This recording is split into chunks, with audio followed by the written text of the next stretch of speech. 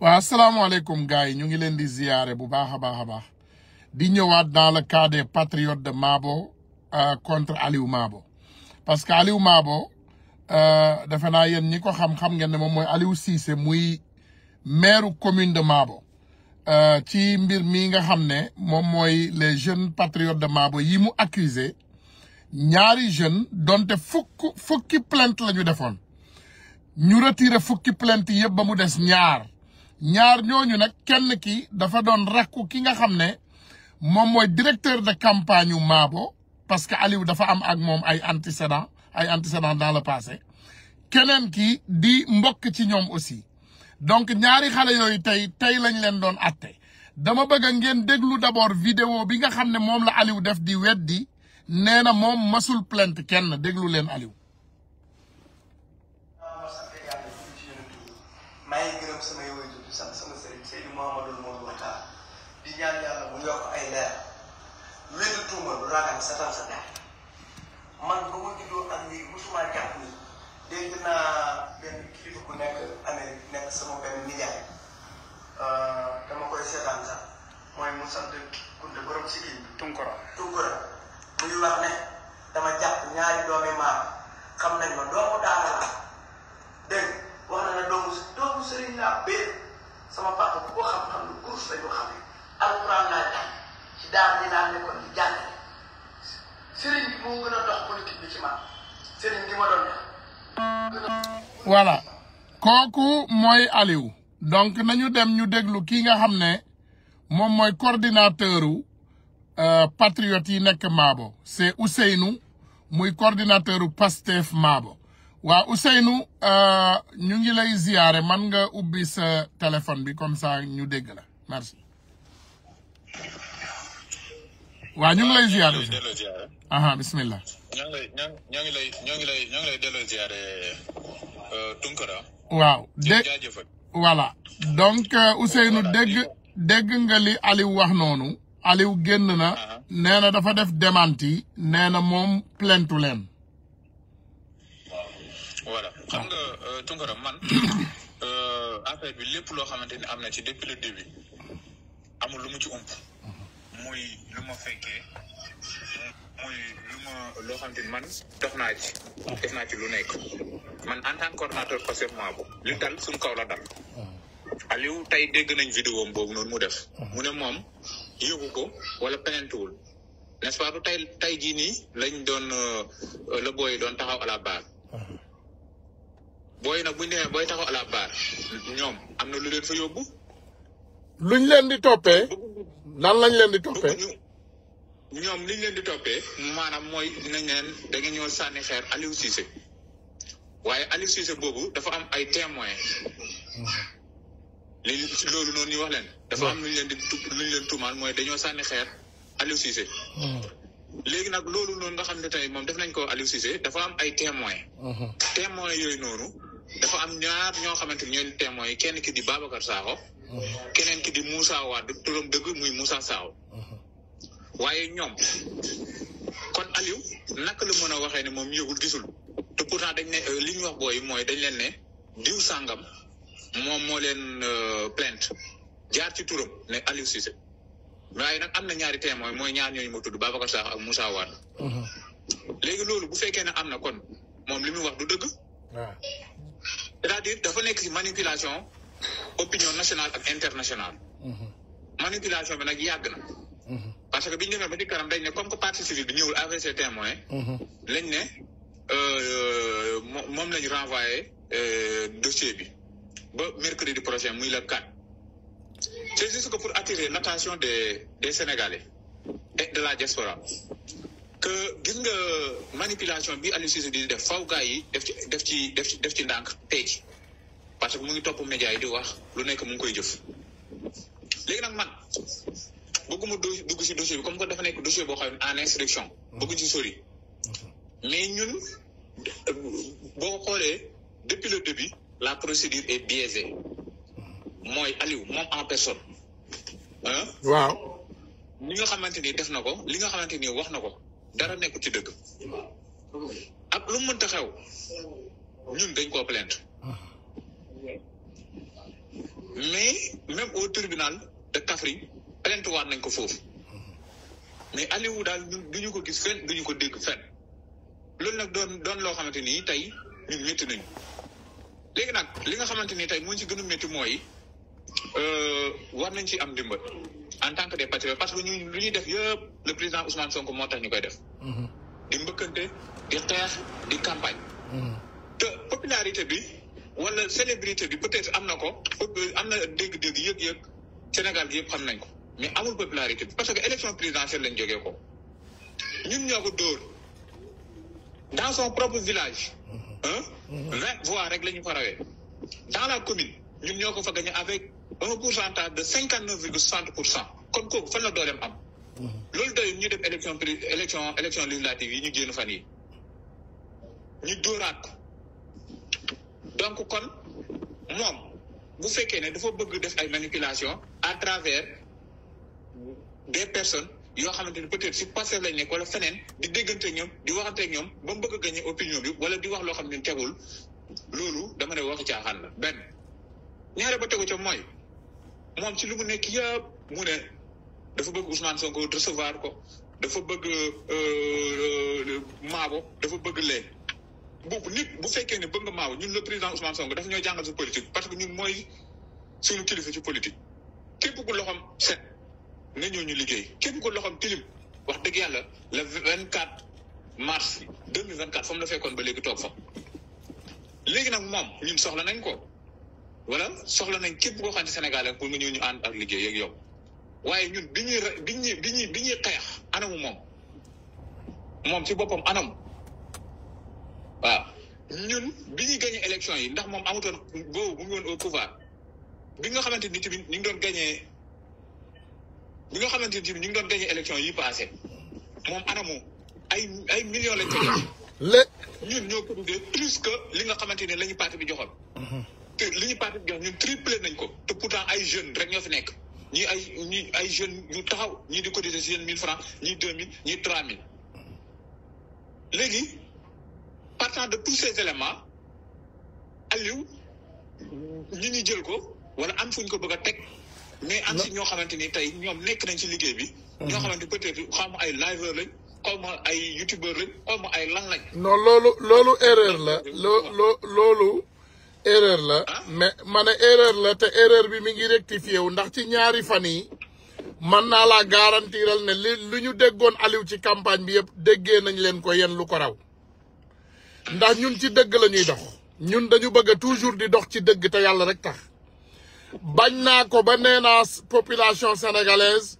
man maa tànn sama bopp en tant que 166e député bu amul benn fay parce que bëgguma ñuy neewal kenn doole ñuy toog di déglu ñun bëgguñu loolu léegi dafa am loo xam ne dañu bëgg mu leer encore une fois tey bi ngeen demee ci attekaay bi est-ce que ay avocat ñëw nañu taxawu xale yi. benn avocat ñëwul fa Tunkara. kon benn avocat ñëwul foofu tey taxawu ñaari patriote. voilà. ma ne. waaw man dama ne ñun waa Maabo naqar bi ñu dund mooy déjà parti bi moo xam niveau bu mu mënta toll ak instance bu mu mënta toll seen taxawaay des na et je l'assume avec toute responsabilité nag laa koy wax. donc nañu concentré rek comme ça léegi dinañu mën a am question yi ñu am réponse yi après ma bàyyi la nga développé. donc tey suñu ñaari frères yi nekkoon tey justice amul benn avocat bu leen ñëw taxaw.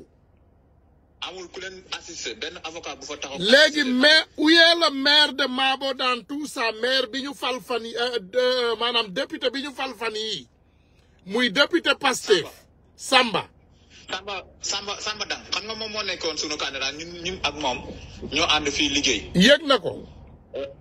ñun ak moom ñoo ànd fii liggéey tey ñoo bokkoon nekk sax tribunal. ah moom mi ngi woon tribunal ok. moom mu ngi woon tribunal. waaw. léegi nag moom bi nga xamante ni ñëw na tribunal jàpp na ci wax na ci. mais waaw daf fi am loo xamante ni bu ñu fa tolloo. waaw les acteurs de la justice. moo xam ay avocat moo war a taxaw pas moom. ñooñu ñoo fa war a mën a taxaw. ok. waaw léegi loolu benn. am na ci loo xamante ni. vas-y. am na si loo xamante ni man bëgguma ci avancer wala bëgguma ci sori. waaw loolu duñ ci sori waaw duñ ci yegg. waaw parce que bëgguma ci sori. ok mais léegi exactement lan lañ leen di toppee lan la ñuy toppee ñaari xale yooyu comme ban charge la ñu teg seen kaw. bon man charge bi li nga xamante ni lañu teg seen kaw ni ma ko mën a expliquer mooy ñoom dañoo def agression physique.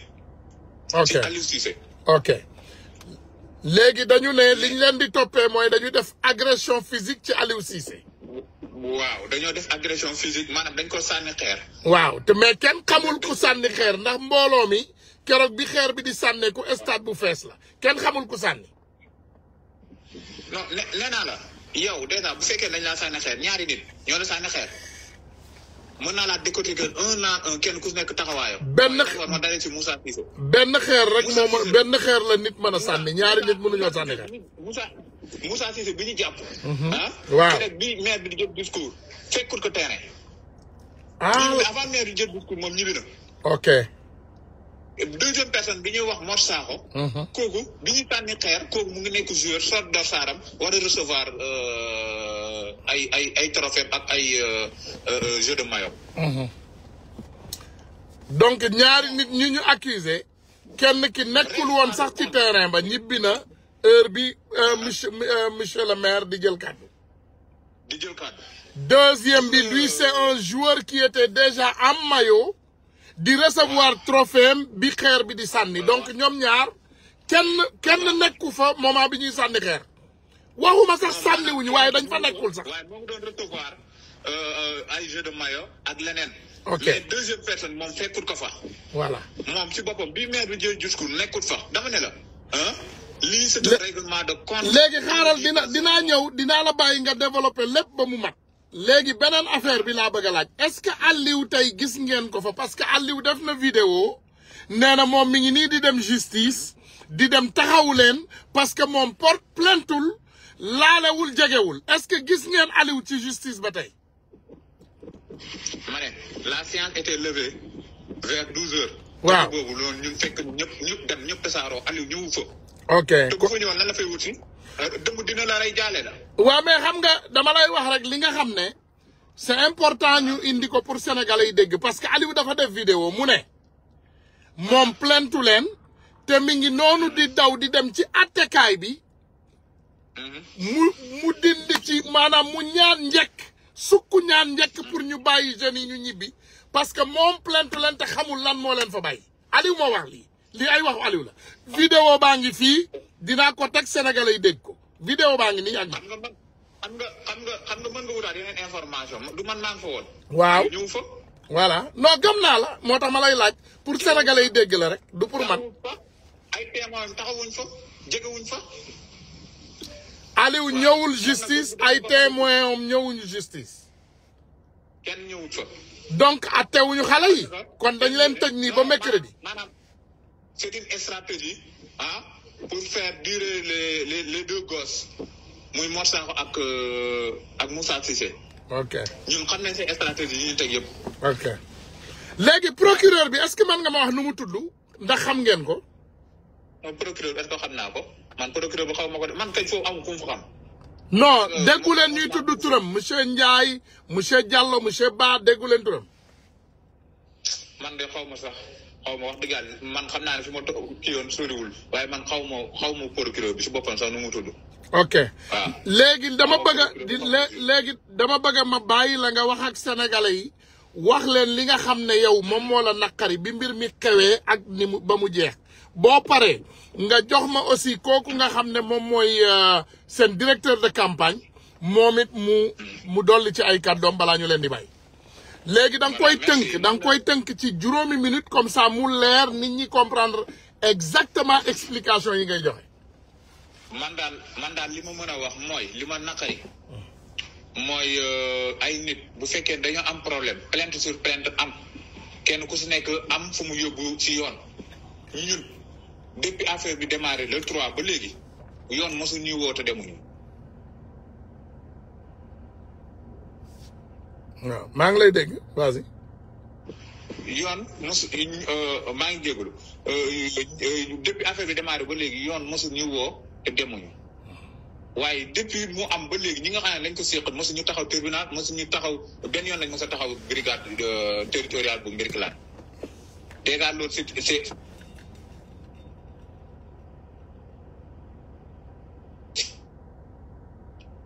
deuxièmement mooy ñun bu fekkee ne Aliou tooñ nañu ñun ñu njëkk koo plainte teg ko kenn woowul ko déglu ko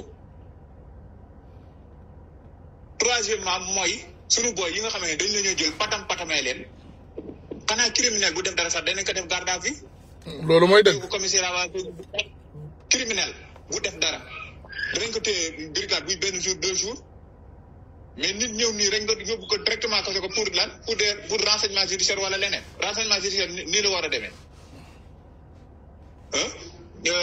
leneen la ma cay wax nag mooy ñun déposé nañ suñu plainte auprès du procureur de Kaffrine déposé ko Mbirkilaan moom il suffit que mu am benn élément ñun ñu entendre ñu suivre ñu si topp ñu si loolu lu ñuy naqari par rapport revenant par rapport ak parti bi nag mooy wax dëgg yàlla seetaan dañoo seetaan à vrai dire c'est ça la réalité waaw ak instant fu mu mënta toll moo xam ci kaw la moo xam ci suufee dégguñu avocat te ñoom ñëpp yëg nañu ko amul kenn ku la ciy woo sax pour war ci waxtaan ak yow wala laaj la information bu leer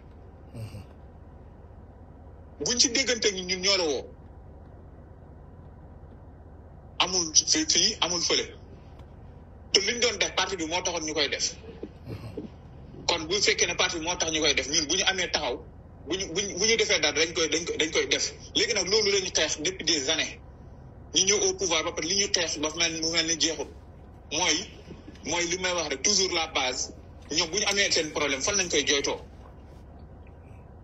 loolu dafa dafa am foo xam ne feeg yëpp la fa boo amul possibilité taxaw ci média yi boo amul possibilité yu yor xaalis boo amul possibilité wax ñu dégg la yow say problème mën nga nekk ñu suul la rey la te kenn du ko yëg man dama ne politique boobu noonu changé na il faut que ñu xoolaat ko bu baax waaw parce que Aliou li muy def nii c'est parce que am na ñu nekk ci ginnaawam di ko jàppale di ko orienté di ko teg ne ko bul dem boo demee booy nii booy ñu mën leen di tey ñu leen di yar wala leneen ak leneen loolu jaaduwul te kuy waxati tey ci commune Maabo wooteel ñi nga xamante ni ñoo am information wala wooteel sa dëkk ba door cee wax waaye yor sa téléphone yor sa leneen di wax Aliou moo baax Aliou moo lii moo xam seen YouTube yi la moo xam rajo yi la moo xam télé yi te yow toujours benn nit ki ngay gis ne moom ngay invité di wax te amoo beneen partie adverse bi donc loolu dama ne la du équilibré buñ bëggee am une information équilibrée nag nañ di laaj yi nga xamante ni moom moo xew média yëpp jaar na fa di ko expliquer di wax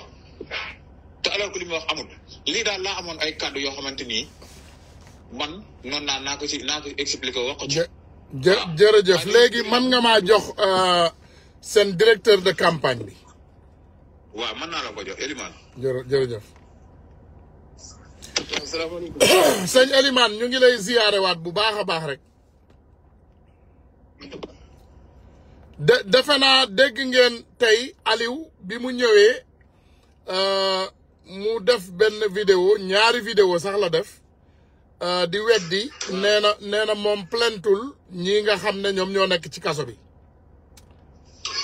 waaw man de heureusement tey amoon temps wu déglu Aliou sax parce que man yaakaar naa ne dina ñëw tey moom tribunal.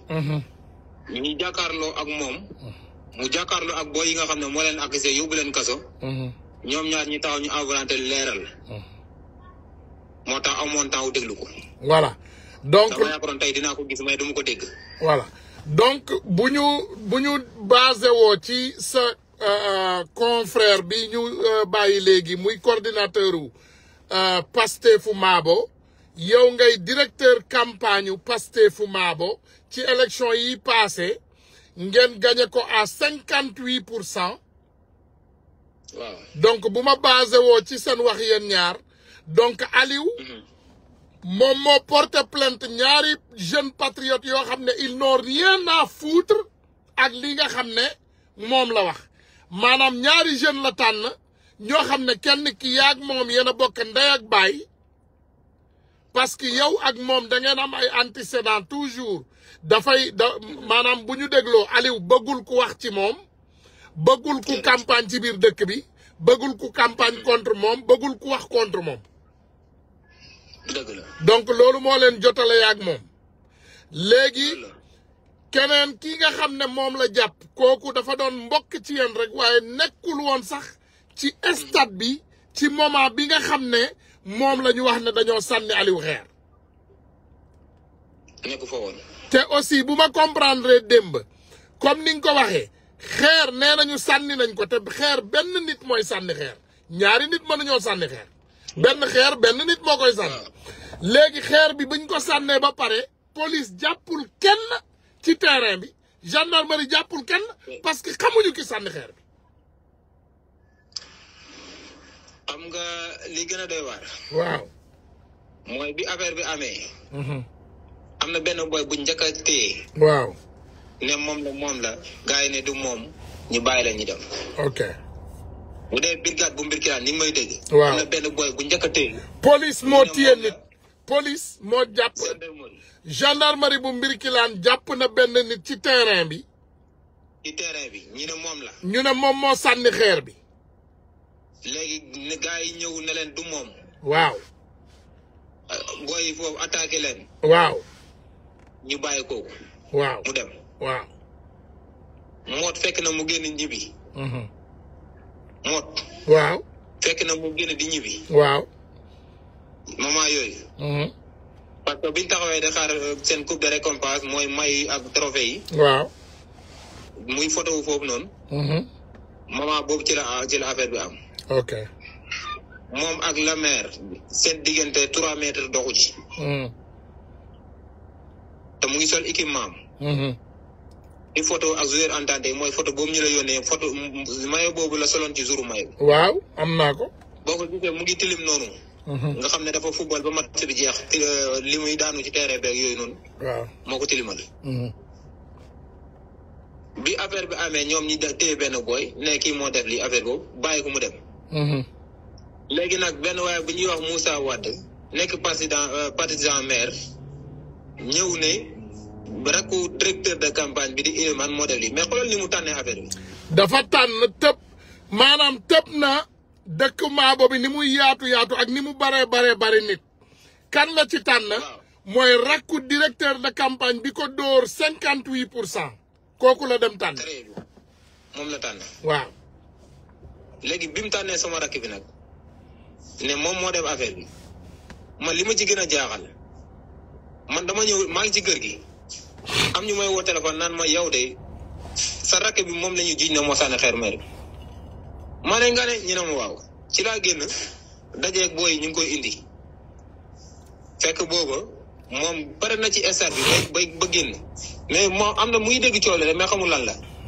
ci la booy dem na ko gars yi dañ lay accusé ne yow yaay sànni xeer meer bi léegi ci la ànd ak ñooñu di ñibbisi ma dajeeg moom mu ñëw indi ko ci kër gi mais man li ma gën a jaaxal biñ ñëwee di attaqué suñu kër ne dañuy rey booy bi. ñoom partisan maire yi. waaw. automatiquement ñu wootee Mbirkilaan directeur de campagne bu Mbirkilaan laa woo. ma ne ko bu ngeen ñu dimbalewul ñun dañoo néew doole suñu kër.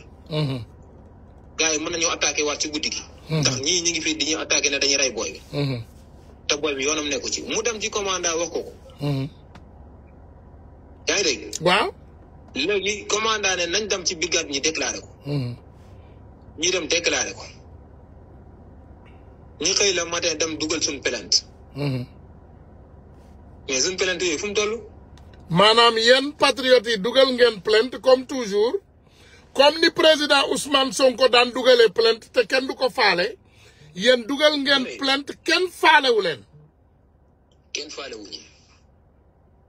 parce que benn plainte la ñu suivre te déjà ñaari plainte mu ngi ci table commandant. benn man bi def naa benn plainte pour alerte. wala leen ne man damay campagne te ñoom mënuñ ma téye campagne. chaque jour danaa takk sama matériel jël samay oto dugg ci dëkk par dëkk campagne fa. parce que sénégalais lañ am nañ droit dem ci dëkk bu nekk def fa campagne. ma dugal sama lettre de alerte boobu noonu gendarmerie. moo bind plainte déposé ko ne dañ ma accusé menacé ma de mort benn ful bu mag ñëw suñ kër bëgg ma rey. yaa ngi dégg léegi ci la Moussa jot convocation Moussa mi nga xam ne moom lañ dégg ci làmmañam mu ne maire moo sànni xeer maire. bi mu jotee convocation bi li gën a doy waar beneen waay bi ñu wax ne moom mooy témoin bi Babacar Sakho moo dawal motoom ñëw ci kër gi fekk fa Moussa jot na convocation mu jël ko yóbbu ko Mbirkilaan mu jël fa 11 convocation indi ko ci koñ bi. 11 jot na convocation. 11 convocation 11. ok. te déjà fekkoon na mu jot convocation.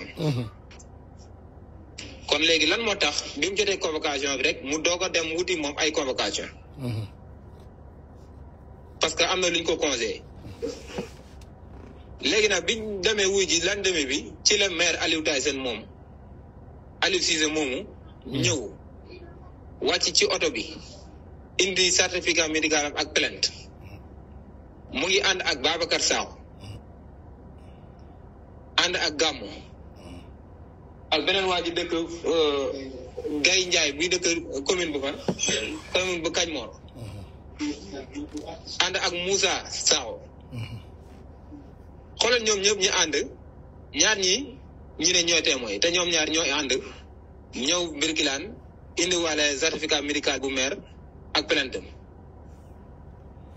te léegi donc man bu ma comprendre témoin Aliou moo porté plainte témoin yi ñu tànn ñi leen war a atte bu ñu leen di atte ñiy taxaw ci baar bi nekk ay témoin ay xaritu Aliou benn bakkan yi muy àndal ñoom ñooy témoin yi daal. Babacar Sakho xam nga lu mu doon ci Aliou. waaw. goroom la rako Aliou mooy jabaru Babacar Sakho. léegi Aliou ñaari témoin yi mu tànn dafa jël goroom ki nga xam ne moo ko may jabar ki nga xam ne rakku jabaru kooku lay sëyal. waaw. léegi kooku mooy témoin wu Aliou. mooy témoin. donc Aliou dafa jël benn ba léegi rek système bi daal maanaam nga plainte parce que am nga doole nga xool ñaari nit yu la gën a jege ñu nekkal la témoin nga dem attaqué opposant bi nga xam ne xam nga ne moom moo la war a daan moom moo la man nga dem attaqué kooku nga ne moom moo la gaañ. waaw mbir mi nii la demee. Moussa Sakho ba léegi ci deuxième témoin bi. voilà nekk partisan au maire. xam nga ñun Mabo dañuy liggéey ci projet bi te caaxaanu. waaw.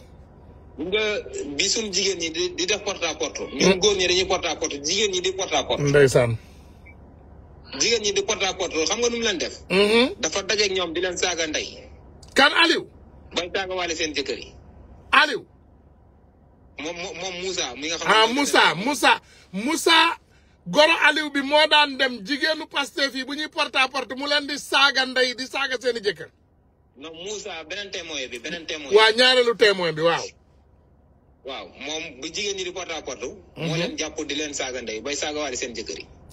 allahu akbar. voilà léegi ma bàyyi la nga wax say kàddu yu mujj léegi xale yi ñu ba léegi ñu ngi ci kaso bi. xale yi delluwaat nañ kaso seen yaakaar tas na tey.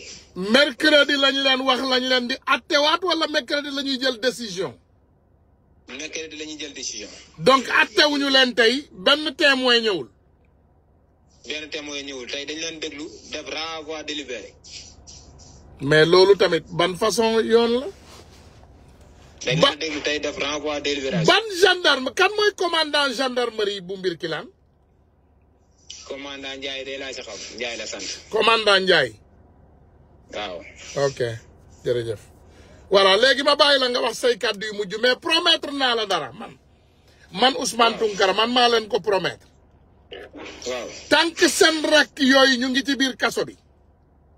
waaw. maa ngi ci kaw gendarmerie Mbirkilaan maa ngi ci kaw procureur maa ngi ci kaw Aliou te gëm leen ma su ma leen ko waxee ñoom gendarme yi dina am ñu ci ñàkk seen liggéey procureur boobu dinañ ko fa jële te Aliou mii waxuma gis Ousmane Sonko de gis Ousmane Sonko moom na ko araamal loolu moom du nekk loolu moom gëm leen parce que Ousmane ma ne gëm leen ñu suñu leen waxee Aliou du gis Ousmane Sonko xanaa mu seen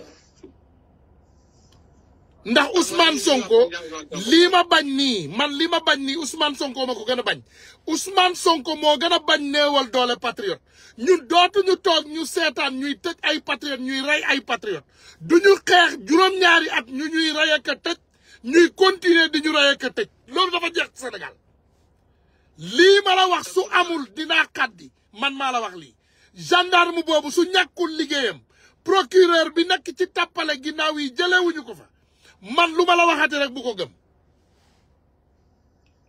voilà ñun dinañu jël ay avocat dinañ leen porter plainte te dinañ leen topp ñoom xam nañu loolu ñii ñu ko sekkal ñoom xam nañu loolu ñun dootuñu nangooti ñuy toog ñuy rey ay doomu sénégalais di leen jaay doole di leen tëj fii la ñuy xam nag Sénégal ndax am na yoon wala naa fekk yi fi nekkoon ba léegi ñoo fi nekk ndax loolu c'est fini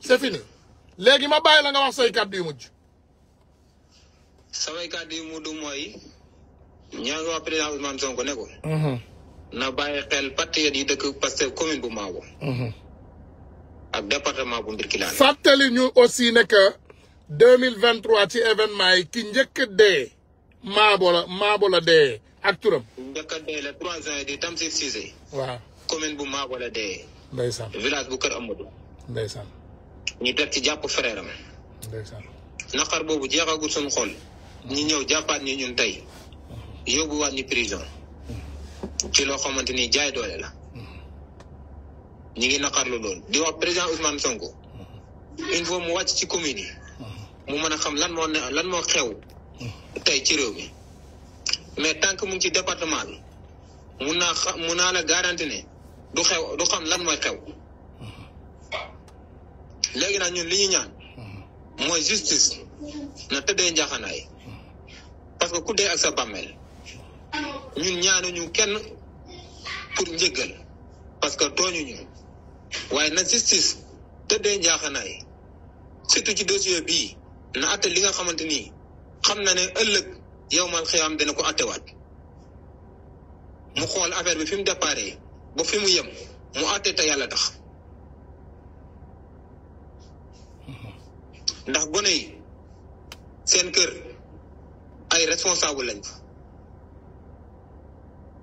ay gone yu ndaw ñoo nekk seen kër tey bu ñibbisee ñun suñ kër sunu rakk dañuy xool naan ana sunu mag moot dañuy am problème siggi sax xool leen te pourtant koo xamante ni dañ la accusé yóbbu la prison waaye amul problème parce que ñun ay patriote lañ te ay doomu aadama la ñu gëm yàlla lépp lu ñuy daan rek dañ koy nangoo dogalu suñu borom xam ne àdduna lu tegu ci doomu aadama yàlla moo ko teg bu yàlla waxul woon ne lii dinañ fi jaar duñ ci jaar kon nag ñi ngi ñaan le président Ousmane Sonko mu bàyyi xel justice bu département bu Birkilane ak région de Kaffrine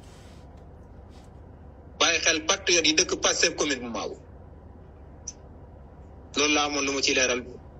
jërëjëf ñu ngi leen di sant di leen gërëm di leen massaw te comme ni ma leen ko diggee dinaa continuer jokkoo ak yéen te beneen yoon incha allahu rabbi bu parti Pastef jëlul ay avocat fii balaa beneen atte bi di jot bu soobee yàlla te dinañ ko jël sax ndax parti Pastef amaana dafa am rek ñi ngeen jot ñoo xam ne yegguñu ci kaw waaye ñun buñ leen wooyee balaa booba incha allahu rabbi ñun dinañu jokkalante ak yéen ñu jëlal leen avocat ñu dem taxaw xale yooyu ñu mën a ñibbi seen kër te dinañu continuer topp ñi nga xam ne moom mooy commandant bu Birkilane ak procureur parce que amul benn raison boo xam ne moom la ñu jàppee doomu jàmbur yi ñu ngi leen di sant di leen gërëm wa salaamualeykum wa rahmatullah jërëjëf. voilà gars yi ñun ñoo ko déggandoo je pense que boo leen dégloo jeunes yi di ngeen xam ne Aliou c'est un manipulateur comme il continue de le faire def na fi tey ñaari vidéo benn bi dugal nañ ko ci TikTok bi dinañu dem ñëwaat léegi tontu ko vraiment xool leen lii nga xam ne moom moo xew ci dëkk bi ginnaaw bi ñu reyee patriotes yi bi ñu continuer di rey patriotes yi bi ñu continuer di tëj patriotes yi ñu bëgg a Ousmane le président Ousmane Sonko mu xam ne les patriotes sont en train d'être torturés et il continue à les emprisonner ñu ngi emprisonner patriotes yi ci fen te teguñu ko fen nag Aliou def na ñaari vidéo dama leen di yónnee ñaari vidéo yépp ngeen gis ko mi ngi nii. maa ngi lay nuyu di la ziar. maa ngi lay fay. waaw dafa am lu ma dégg monsieur le maire commune Mabo muy xale bi nga xam ne nii dañ koo jàpp te ñu ne dañ koo xaañ ñu ne yow yaa ko jàppaloo loolu laay leen laaj pour nga leeralal ma ci. waaw gannaaw bu ma sant yàlla julli ci yonent bi maa ngi gërëm samay waajur di sant sama sëriñ Seydou Mamadou Modou waaw te ñaan yàlla mu yokk ay leeram gis nga jullit lu ne mën na koy wax fan def tax fan dafa araam taxaw adduna yëpp dañu déglu nga ne ki ma def nangam baal naa ko ba pare toog ba yàgg dem jàppale ko yoon dafa xaw a sew am na loo xam ne ni man maa ko moom am na loo xam ne yoon a ko moomal boppam jàpp bi man Ndakaaru gii laa ko déggee. waaw monsieur le maire damaa déggaan ñu ne pour ñaanal ko njëkk wala. man Mabo gi ma dëkk nekk maire bi ku ma xam-xam ne fu ma sa yóbbu ci yoon rek dem naa ñaani njëkk ba ma ko yëgee parce que man maa war a dem ñaani njëkk pare naa su ma jógee ko fii nii dem ñaani li nit di njëkk du ragal doomu Mabo laa bëggul ku ko jàpp ci àdduna bëgguma sax ku jàpp si doomu Sénégal ak ànduma ak doomu Mabo waaye nag yoon man moomu ma ko ni nga ko yëgee ne jàpp nañ ko noonu laa yëgee ne jàpp nañ waaye incha allah su ma jógee ko fii damay dem jàppale jullit yooyu di jàpp pour yàlla génne leen ci wàllu yoon.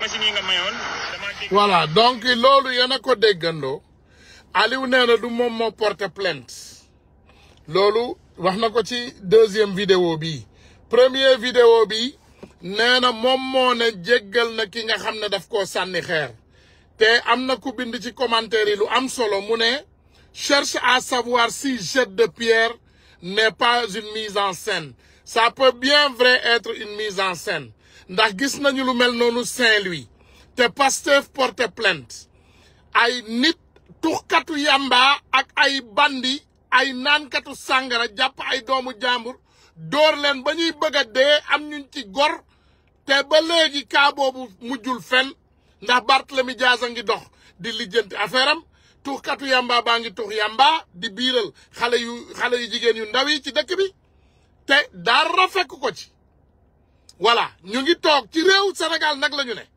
ñun ñu ne ay sénégalais lañu ñu ne Sénégal la ñu gëm ñu ngi toog di xool ba léegi ay bandi di vécure à leurs besoins les citoyens sincères et honnêtes ñooñu ñu ne leen kenn du dem te ñëw lii mooy Sénégal léegi nag le président Ousmane Sonko le premier ministre Ousmane Sonko et le président Bassirou Diomaye Diakhar Faye seen Sénégal mi ngi nii soit ngeen dàq seen ministre yu incompétent yi indi ay ministre yoo xam ne dinañu mën a changer les hommes qu'il faut à la place qu'il faut wala ngeen bàyyi leen foofu mais je sais qu'il y a beaucoup d'incompétence dans les rangs voilà xam naa nag remaniement mi ngi ñëw ndax remaniement bu ñëwee moom li ma leer ba leer am na ñu dàq ñu bari ñoo xam ne moom jaay ngooñ la ñuy def te ñun ñëpp loolu la ñuy lobby parce que vous ne pouvez pas embaucher des gens qui sont incompétents qui ne font pas leur travail et vous continuez à les payer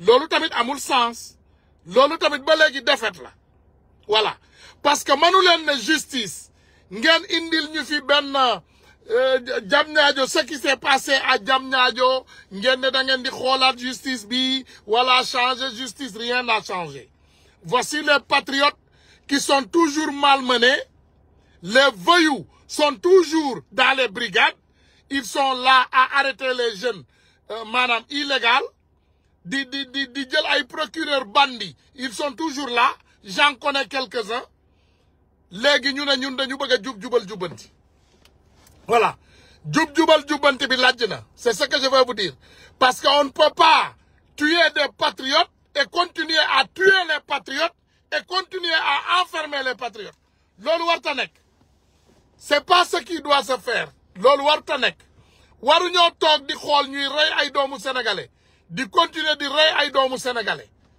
di continuer di leen tëj déggal ngeen ko seen bopp ces jeunes de Mabo ont tout donné pour ce projet donc waruñu leen abandonner on ne doit pas abandonner des jeunes dans les prisons loolu buñ ko defee suñu défaite la ñun te man nag dëgg ma yàq je vous ai bien dit et bien rassuré que je serai le 166e député du peuple voilà 165 yi ñoom nañu dem assemblée nationale ñu argumentel ñu.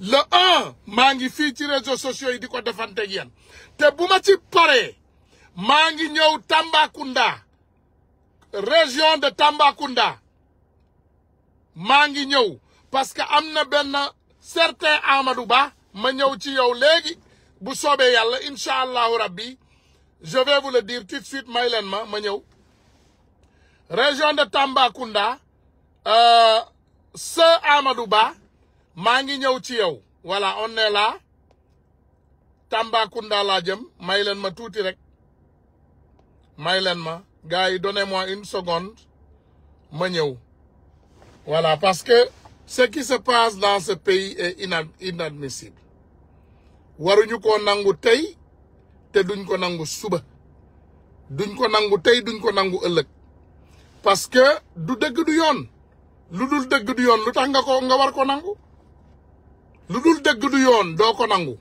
c'est ça la vérité voilà maa ngi ñëw léegi ci yéen foofu ci Tamba maa ngi ñëw donnez-moi une minute j'arrive voilà ñu ngi nii encore ñu ne